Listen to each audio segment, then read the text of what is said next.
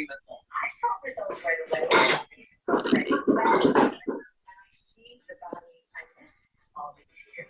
Sono Bellows board certified surgeons use micro.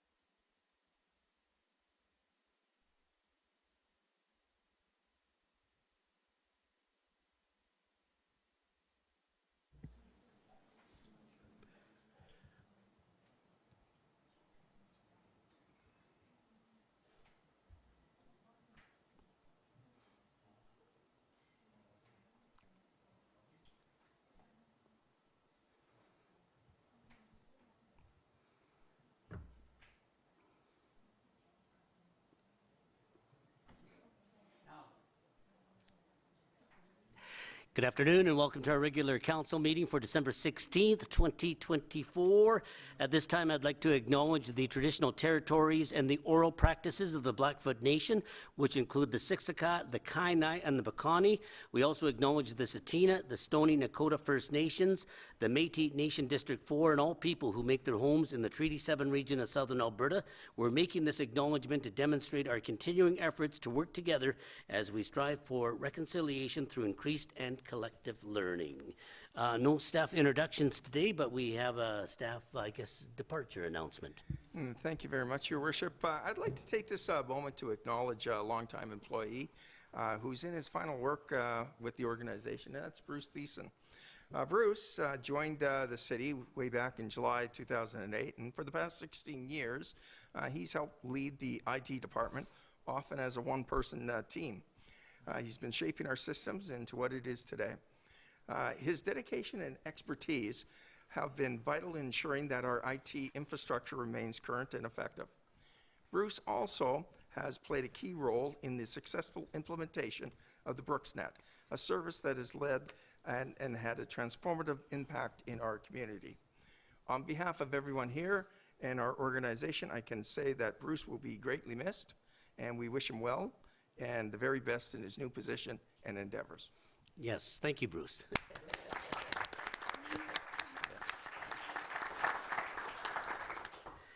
Need a motion for the agenda, that the agenda be adopted. Mover for the motion, Councillor Jeska. All those in favor?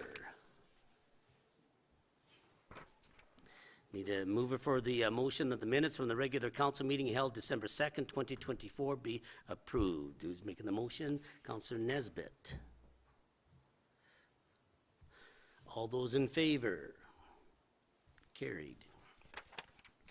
Need a motion that the November 2024 RCMP report be accepted as information. Mover for that motion, Councillor Wardrop. Welcome, Sergeant Searle. How you doing? Thank you, sir. I'm doing well. Good. So my report for November of 2024, we responded to 312 municipal calls for service and lodged a total of 23 prisoners in our cells. We completed 131 municipal criminal record checks, and 15 violation tickets were issued by Brooks RCMP, as well as 5 provincial roadside suspensions for impaired driving. Some miscellaneous investigations from November of 2024.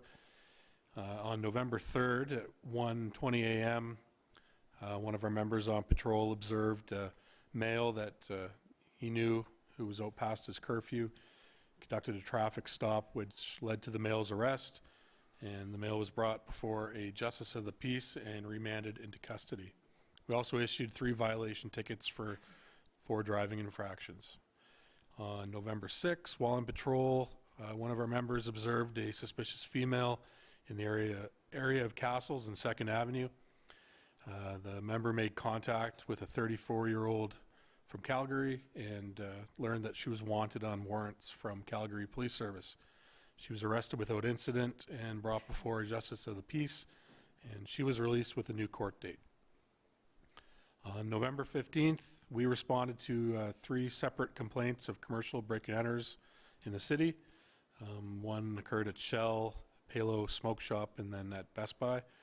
All 3 break-and-enters are believed to be related, and there was 3 suspects involved, and that investigation is still ongoing.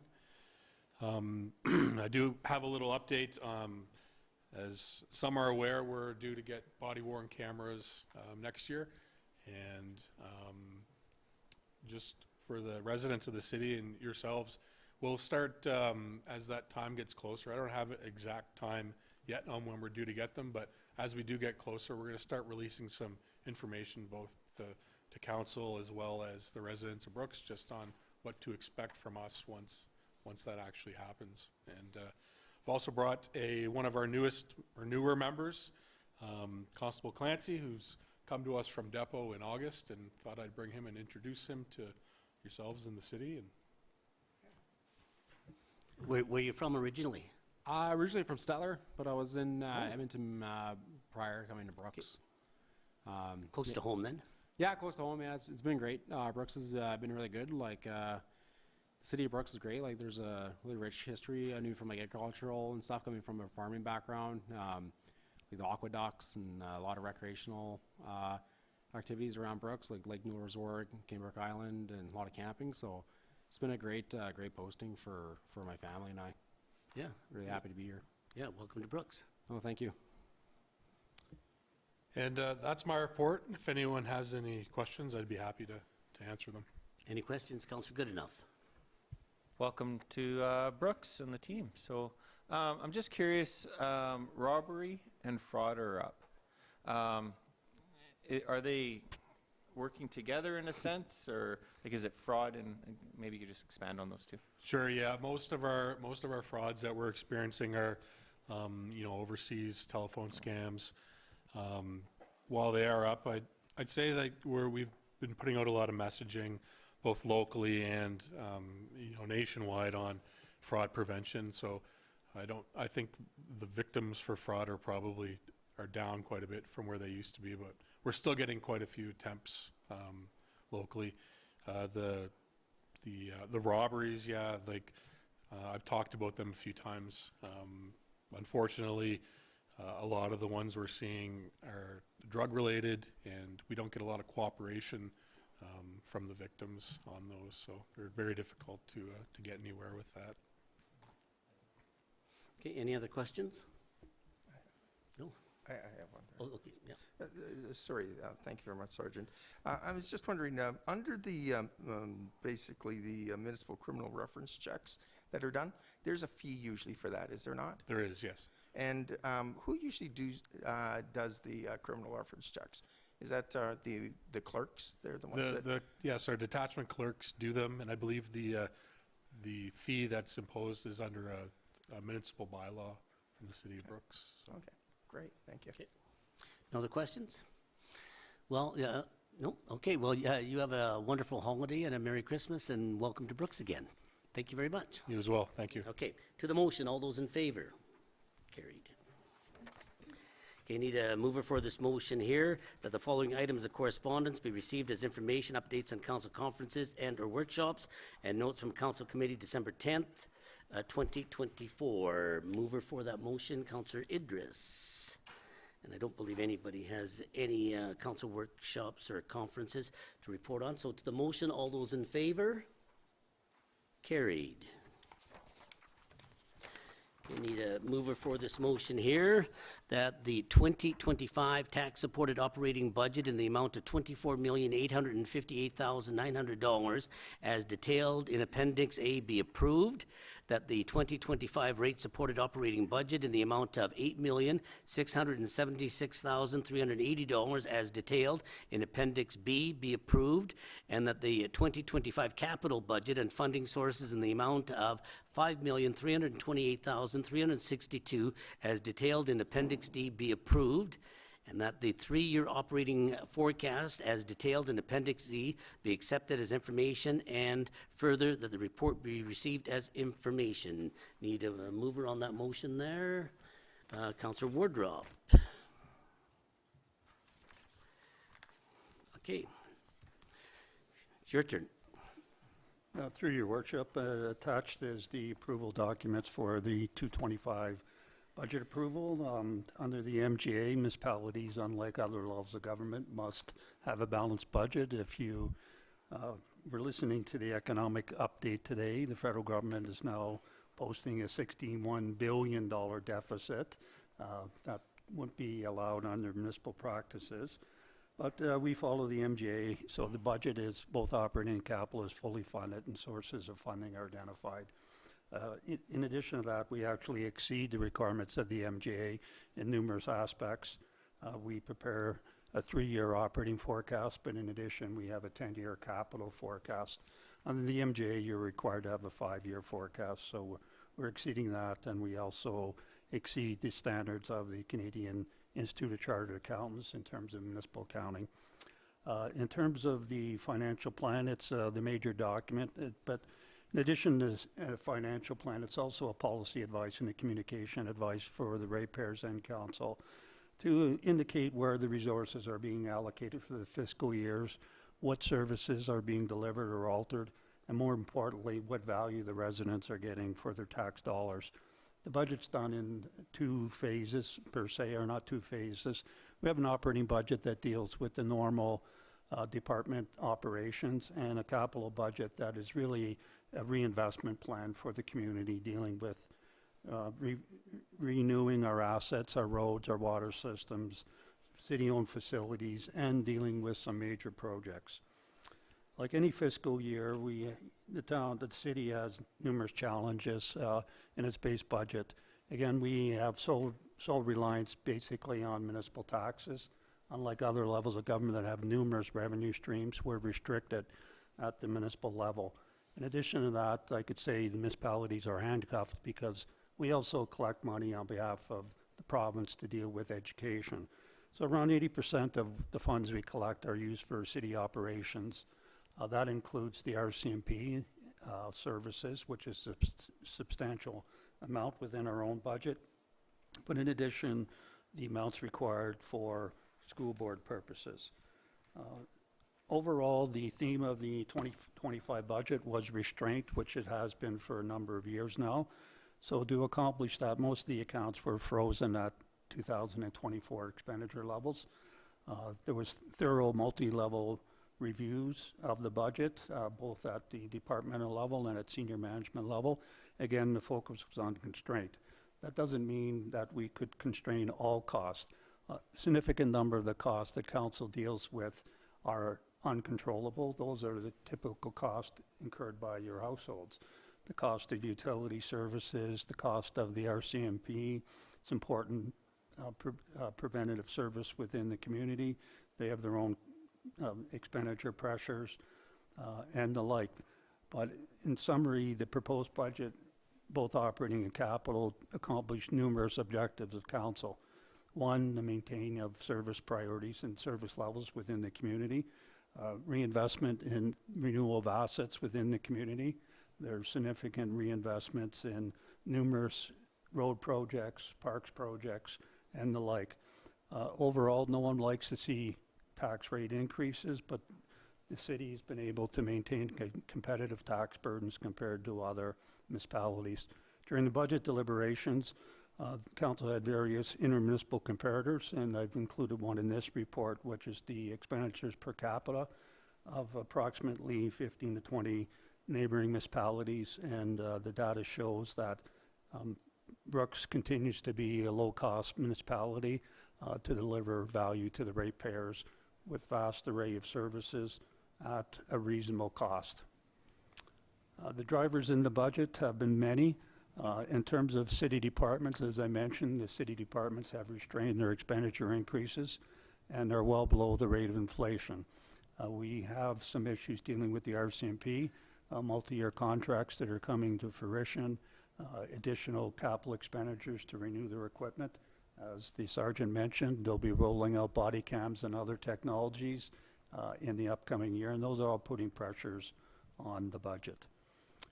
In addition, the city, like all municipalities in the province, has been struggling with provincial downloading for the last number of years. Infrastructure funding has been cut by the province. It has been restored somewhat, but we're still lagging the 228, 229 expenditure funding from the province. So we have returned to what we used to get in 228 and 229, but it's 6 years later, and inflation has significantly eroded those dollars and what the city can accomplish with those dollars. That sort of wraps it up. In essence, to achieve the budget, there is a $12 increase per month on a typical household assessed at $300,000. There's a similar less increase on utilities, mainly for water, sewer, irrigation, and garbage collection, of around $10 a month. The capital budget, significant expenditures going to numerous areas. Parks maintenance being a big one, supporting of the library system within our operating budget, sewer lift renewals, trail improvements. Those are the type of things that the ratepayers will see being rolled out in fiscal 2025 to enhance and continue the valued services the residents are receiving. Of course, this has been a work in progress dealing with staff from finance, specifically Kathy and Cheyenne. In addition, I'd like to thank all the other department directors for participating and the support and interaction and challenges council gave administration during these budget deliberations. So that concludes my report, and I'd be pleased to answer any questions council may have. Any questions or comments? Councillor Woodruff. Thank you. I was just wondering if you could explain a bit why the LGFF core funding is forecasted to actually start declining starting in 2026. Sure. Again, through your worship. This is a new program that replaces an old program which was called MSI. The new program is predicated under the assumptions of the Minister of Finance. So we have now a cost-sharing formula with the province. As the provincial revenues go up or down, our funding allocation from the province will see a hit. The old formula provided more stability. The new formula has a higher degree of risk and potentially a higher degree of rewards. But the Minister of Finance has been projecting a reduction in provincial revenues attached to the program for the next 2 years. As I mentioned during budget deliberations, there are additional risks in terms of the new government or the new government that will be installed in the States, the implication of tariffs may further erode the provincial revenues here, specifically in the area of resources, oil, gas, and forestry. So it's a wait and see in terms of where those revenue projections and actual revenues of the province will be heading over the next few years. I thought when we had the meeting with the Premier on Saturday that actually there was an increase in the LGFF for next year there, but yeah. These are the most recent from the provincial budget, so they will change. Yeah, no, and I know they're dependent on, yeah. The budget will be out in March. Yeah. And the minister will announce. So these are the funding allocations that they have announced today. Yeah. Whether they'll change or not is yet Okay. Just, and for clarification, Councilor Wardrop, I think our LGFF numbers are down considerably compared to what they were like several years ago. Yeah, and mainly because I think of the revenues, it went down, too. Just, and I'll point it out too, on an average house assessed at $300,000, the increase will be about $12, but it should be pointed out that $7.70 out of that is due to our increased police costs, right? third, excuse me, through your worship, around 2/3 of the increase, or $7.70, is related to the cost of financing the RCMP for their personnel, capital expenditures, the whole basket of goods required to deliver policing services in the community, and the balance of around $4.30 relates to all the city departments. So if you look at that, that rate of increase for city operations is well below the rate of inflation, which is an accomplishment given the challenges within the base budget. And I want to clarify, the RCMP do a good job, so I have nothing against them there, but we are strapped in the fact that they can make decisions, and they did that with the new contract, and we had to pay the retro pay, and then when they're buying, whether new guns or cameras, we have no say in that, but we have to pay for it. I just want to make that clear on that, and that's why there's been a good chunk of our tax increase has been, to cover the cost. But at the other end, with our survey, people want public safety, so that's important there too. So I don't know, any other comments or any other thing on the budget? Okay. Thank you very much, and thanks for your team, whatever, on getting through that. It's always a difficult time there, not an easy time, but we had some good debate in our budget process there too. So thank you very much. Thank you, your worship, and from the finance perspective, we love this stuff, so. Yeah, good, that's great. Okay, to the motion, all those in favor? Carried.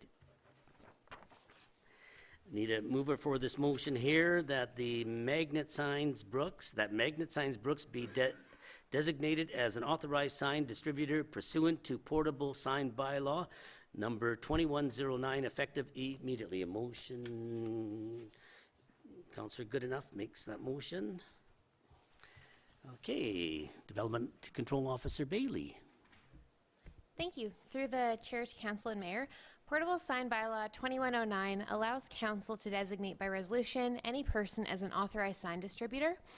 And what that means is that an authorized sign distributor may relocate a portable sign without providing notice to the development officer, providing that they're abiding by all of the requirements of that bylaw. Currently, there is one other authorized sign distributor within the city of Brooks that has been designated by council previously. Magnet Signs Brooks has recently changed ownership and obtained a new resident business license, and currently have a number of signs that are in place throughout the city and have plans to add more in the coming months. So therefore, they've requested to become an authorized sign distributor effective immediately, which will allow them to save time on behalf of both the business, staff, and the customers that are requesting the portable signs be placed. It reduces red tape and makes operations easier for the business that's requesting the sign and the sign provider. This request was discussed at the December 10th Council Committee meeting, and it was directed to bring this forward to this council meeting for approval. Therefore, staff recommends that Magnet Signs Brooks be designated as an authorized sign distributor pursuant to Portable Sign Bylaw 2109, effective immediately. Okay, any questions, Councillor Goodenough? I noticed in the report it doesn't doesn't tell us how many signs. Is there a limit? Can you talk about that at all, or is it a free-for-all? Yeah, so the authorized sign distributor has to pay for the number of permits for how many signs they'll be placing throughout the year. However, our current bylaw doesn't cap the amount of signs in total they're allowed to get permits for. There are, however, restrictions in the current bylaw for how many signs may be placed per parcel and per business. Are you able to share what a permit for a sign is? Yes, so a yearly permit fee for a regular sign is $80, and for a not-for-profit sign is $40. Yeah. Thank you very much. How many authorized sign distributors can we have, or is there a limit on that? So currently, under the bylaw, there isn't a limit to how many are allowed. Okay. Any other questions? Councillor Idris. So you mentioned that there is a rate for general business and then there is a rate for non-for-profit. Do you know if the sign company or sign charges differently for these two signs? Unfortunately, that's something that we don't have access to that information because we wouldn't regulate that. That would be on them to determine their fees that they would charge.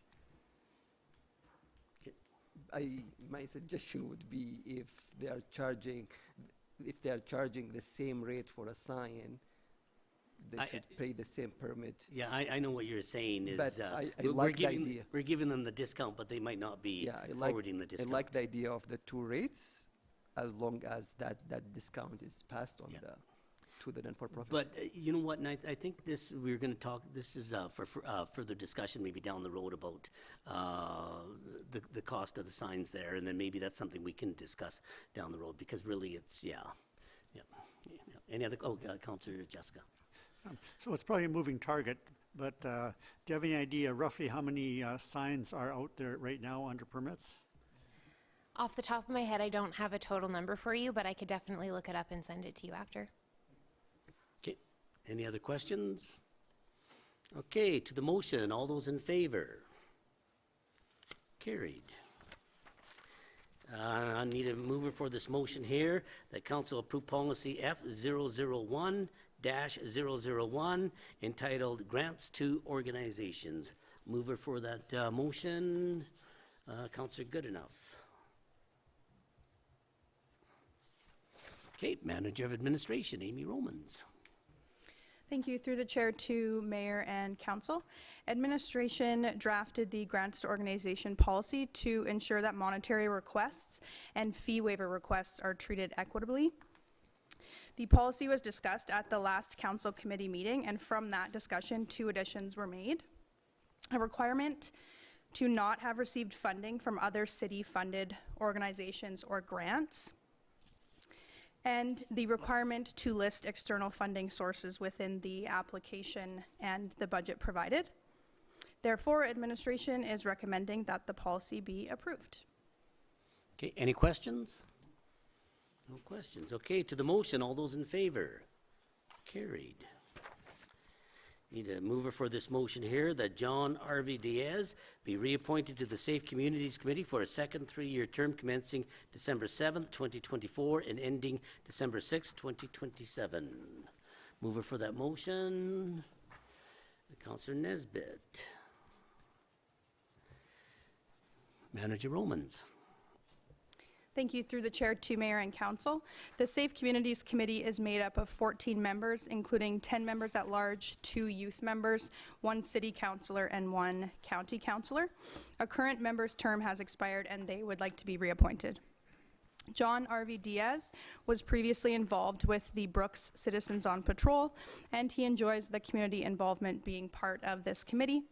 Therefore, administration recommends that he is reappointed for a second 3-year term commencing December 7th, 2024 and ending December 6th, 2027. Okay, any questions? To the motion, all those in favor? Carried. Need a mover for this motion here, that bylaw 2426, being a bylaw of the City of Brooks in the province of Alberta to establish a welcoming and inclusive community committee, be introduced and read first time.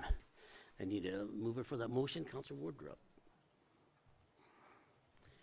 Okay, Inclusion Coordinator, Robin Clausen. Thank you. Through the chair to mayor and council members, I am pleased to present bylaw 2426, the Welcoming and Inclusive Community Committee bylaw. This bylaw aims to formalize the establishment of a committee dedicated to fostering diversity, inclusion, and equity within the city of Brooks.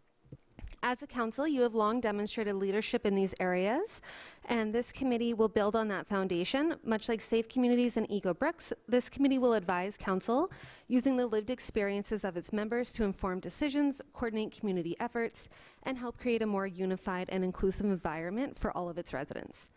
The bylaw outlines the committee's mandate, membership, and responsibilities, emphasizing collaboration with community organizations and advancing initiatives aligned with our values of belonging and inclusivity. Therefore, administration is asking that bylaw 2426 be given its first reading, enabling us to take the next step of this important work. Okay, since this is the first reading on here, but if you do have any questions, you can do that. Any questions? No questions on that. Okay, all those in favor? Carried. Wardrop. Okay, need a motion here that the meeting adjourn. Well, let me see. I'll see if is the media online. No media online there. Okay, need a mover for the motion that the meeting adjourn at 4:57 p.m. Who's going to make that motion? Councillor Jessica. All those in favor? Carried. Okay, good afternoon, everybody.